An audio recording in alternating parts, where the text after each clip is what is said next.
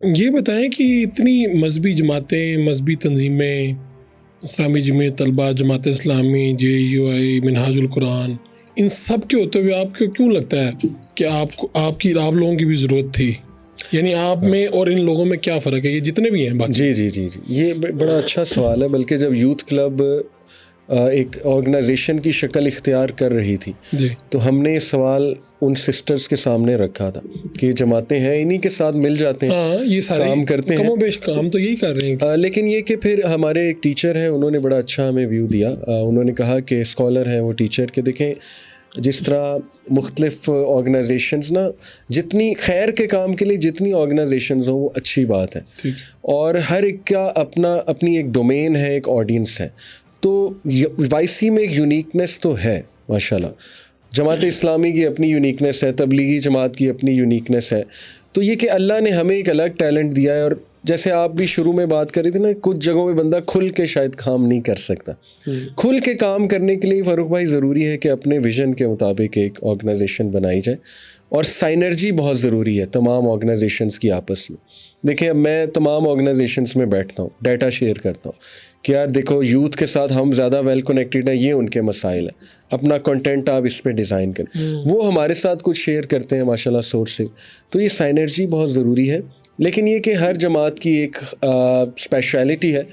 Youth club کی speciality اس جو آپ کہہ لیں یہ جو طبقہ ہے ہمارا، ایلیٹ کلاس اسے کہہ لیں، بیکن ہاؤس، LGS اور سٹی اسکول، پھر یہ کہ یونیورسٹیز کہہ لیں، اور ڈیجیٹل میڈیا، یہ ہماری ماشاءاللہ ایکسپرٹیز ہے اور اللہ کی طرف سے ہے. تو اس کی ضرورت تو ہے بہت زیادہ. کتنے لوگوں تک آپ پہنچ پائے ہیں اتنے سالوں میں؟ ایگزیکٹ تو اسٹیٹسٹکس اللہ جانتا ہے، میڈیا والوں کے پاس بھی ہیں، ہمارے پوسٹیں ایسی بناتے رہتے ہیں وہ. لیکن یہ کہ رفلی ماشاءاللہ آئی بلیو 100 ملین تو ہوگا یوٹیوب کی جو ہماری ریچ ہے ماشاءاللہ. باقی فزیکلی دیکھا جائے تو تھاؤزنڈس تو میں پرسنلی ماشاءاللہ خود جانتا ہوں جو چینج بھی ہوئے، اور سکسیس سٹوریز ہیں ان کی، دین سے کنیکٹ ہوئے ماشاءاللہ، اچھے انسان بنے وغیرہ وغیرہ. تھاؤزنڈس تو میرے سامنے ہیں.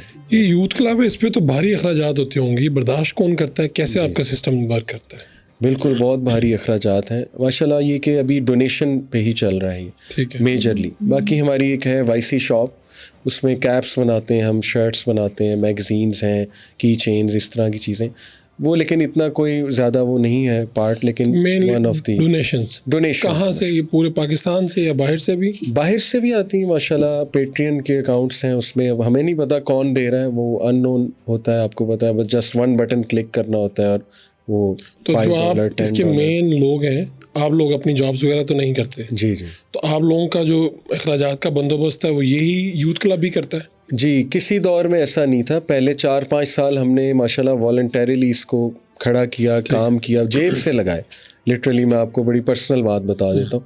لیکن یہ کہ کام بڑھا تو پھر ظاہر ہے اخراجات بڑھے. اب دیکھیں نا، میں نے اسٹوڈیو جس کوالٹی کا ہم نے بنایا ہے، وہ جو میڈیا کے لوگ ہم نے اٹھانے ہیں وہ مارکیٹ سے ہی اٹھانے ہیں نا، وہ کوئی عام بندہ تو نہیں اٹھا سکتا. تو وہ مارکیٹ سے تو 1.5 لاکھ سیلریز لے رہے ہیں، تو ان کو اٹھانے کے لیے کچھ تو موٹیویشن دینی ہے نا. تو ظاہر ہے سیلریز ہیں ماشاءاللہ، اور سیلریز دی جاتی ہیں، لیکن وہ اس لیول کی شاید نہ ہو. اور یہ ہم کلیئر کرتے ہیں کہ دیکھیں یہ ایک مشنری کام ہے، کوئی جاب نہیں ہے کہ اس میں کیریئر گروتھ ہوگی. اس میں بس ٹھیک ہے ماشاءاللہ سیلریز ہیں، اور ہم الاؤ کرتے ہیں پارٹ ٹائم ہیں، کئی لوگ فل ٹائم چند ہیں، پارٹ ٹائم زیادہ ہیں. ان کو ہم کہتے ہیں آپ سکولز میں پڑھائیں، آپ دوپہر کو آ جائیں، شام کو سیکنڈ ٹائم آ جائیں. تو اس طرح سے ماشاءاللہ چل رہا ہے. اور اب آپ آگے کیا اس کو فردر کس طرح سے ایکسپینڈ کرنے جا رہے ہیں؟ کیا نئی چیزیں ہیں؟ کیا پلان ہے آپ کا؟ فاروق بھائی ہمارا خواب تو یہ ہے کہ ایک بہت بڑا کمیونٹی سینٹر ہو، کم از کم 8 کنال کی جگہ پہ، جہاں سوئمنگ پول، جم ہو، باسکٹ بال کورٹ ہو، آڈیٹوریم ہو، ایک پرپز بلڈ کیمپس ہو، لائبریری ہو، کلاس رومز ہوں. تو وہاں پہ یوتھ ممبرشپ لے کر آئے اور بس انوالوڈ ہو صبح سے شام. وہاں پہ کورسز چل رہے ہیں، وہاں پہ کریکٹر بلڈنگ کلاسز چل رہی ہیں، وہاں پہ سپورٹس چل رہی ہیں، بون فائر چل رہا ہے. یہ ہمارا میگا پلان ہے، اس کی طرف ہم جا رہے ہیں ماشاءاللہ. کیونکہ دیکھیں لیکچرز ایک حد تک جو ہے نا وہ امپیکٹ لاتے ہیں، صحبت جو ہے نا وہ اصل میں پرماننٹ امپیکٹ لاتی ہے.